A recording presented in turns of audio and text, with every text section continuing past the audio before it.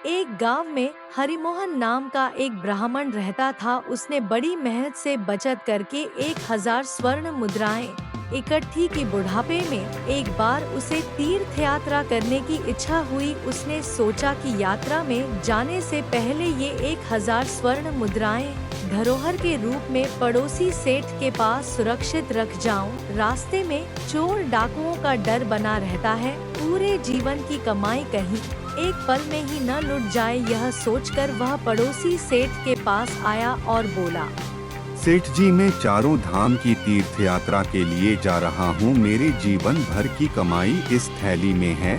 आप इसे धरोहर के रूप में रख लीजिए। तीर्थ यात्रा से जीता लौट आया तो वापस ले लूँगा, नहीं तो यह धन आपका होगा। तुम निश्चित होकर तीर्थ यात्रा पर जाओ। हरिमोहन, तुम्हारा धन मेरे पास बिल्कुल सुरक्षित रहेगा। वापस आने पर तुम्हें यह थैली ज्यों की त्यों मिल जाएगी। हरिमोहन ने राघव को धन्यवाद दिया और थैली उसे सौंप कर चल दिया। सेठ इतना भोला नहीं था जितना वह अपनी बातों से जान पड़ता था। हरिमोहन के जाने के बाद उसने उसकी सिली हुई थैली को खोलकर देखा। उसमें 1000 स्वर्ण मुद्राएं थी। घर में आया माल वापस चला जाए, यह सेठ का असूल नहीं था। अतः उसने स्वर्ण मुद्राएं हजम कर लेने का निश्चय कर लिया। थैली खोलने से जो छेद उसमें हो गया था उसका भी उसने उपाय सोच लिया और वह हरिमोहन की 1000 स्वर्ण मुद्राएं डकार गया। 1 वर्ष के बाद हरिमोहन यात्रा से लौटा और सीधा सेठ के पास पहुंचा। सेठ ने उसकी बड़ी आव भगत की और सिली हुई थैली ज्यों की त्यों हरिमोहन को वापस दे दी। हरिमोहन खुशी खुशी घर आया। उसने थैली खोली तो हैरान रह गया। स्वर्ण मुद्राओं के स्थान पर उसमें लोहे के सिक्के भरे हुए थे। वह उल्टे पैर सेठ के पास पहुंचा और बोला, सेठ जी, इस थैली में मेरी 1000 स्वर्ण मुद्राएं थीं, लेकिन अब इसमें लोहे के सिक्के हैं। मैंने तो आप पर यकीन कर यह धरोहर आपके पास रखी थी। मुझ निर्धन के साथ आपको ऐसा अन्याय नहीं करना चाहिए था। क्या बकते हो तुम? मुझ पर चोरी का इल्जाम लगा रहे हो। मैंने तुम्हारी थैली ज्यों की त्यों वापस कर दी। मैं क्या जानूं उसमें स्वर्ण मुद्राएं थीं या कुछ और। लेकिन सेठ जी। लेकिन कुछ नहीं। चले जाओ यहाँ से, वरना धक्के मारकर बाहर निकाल दिए जाओगे। मुझे चोर बताता है 1000 स्वर्ण मुद्राएं ठगने की यह चाल है।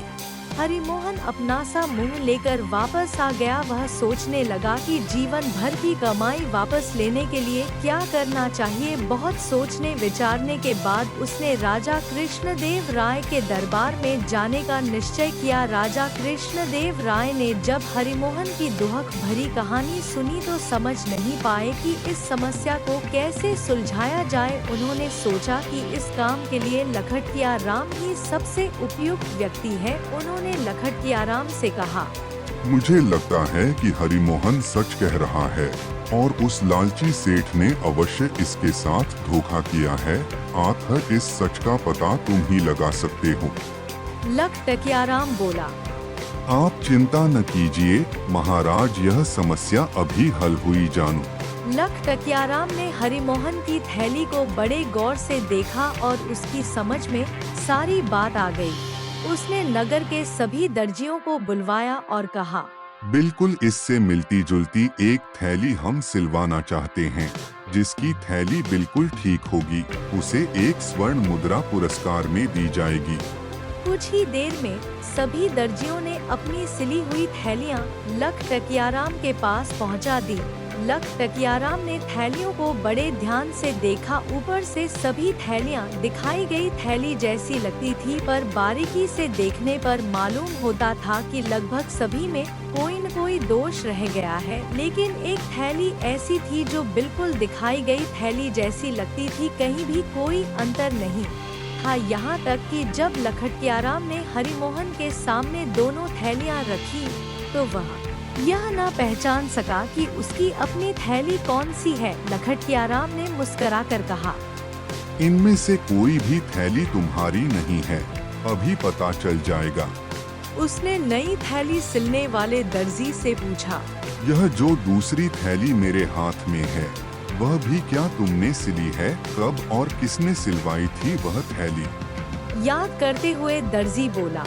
कोई 1 वर्ष पहले राघव सेठ ने एक थैली मुझे दी थी और कहा था कि बिल्कुल ऐसी एक थैली बना दो, तभी यह थैली मैंने सिली थी। लख टकियाराम ने उसी समय राघव सेठ को बुलवाया और उससे हरिमोहन की 1000 स्वर्ण मुद्राओं के बारे में पूछा। पहले तो राघव ने साफ इनकार कर दिया, पर जब दर्जी को उसके सामने खड़ा किया गया तो उसकी घिघी बंद गई। राघव ने अपना अपराध स्वीकार कर लिया। लख टकियाराम ने सेठ से कहा, हरिमोहन की जो 1000 स्वर्ण मुद्राएं तुम हड़प कर गए थे, वे तुम्हें देनी ही होंगी। साथ उसे धोखा देने और दरबार में झूठ बोलने की सजा के रूप में उसे 400 स्वर्ण मुद्राएं और दर्जी के पुरस्कार की राशि 100 स्वर्ण मुद्राएं भी तुम्हें देनी होंगी। इस तरह धोखेबाज को 1000 स्वर्ण मुद्राओं के बदले में 1500 स्वर्ण मुद्राओं से हाथ धोना पड़ा और राज्य में जो उसकी बेइज्जती हुई वह अलग। लख टकियाराम के इस न्याय से राजा कृष्णदेव राय बड़े खुश हुए।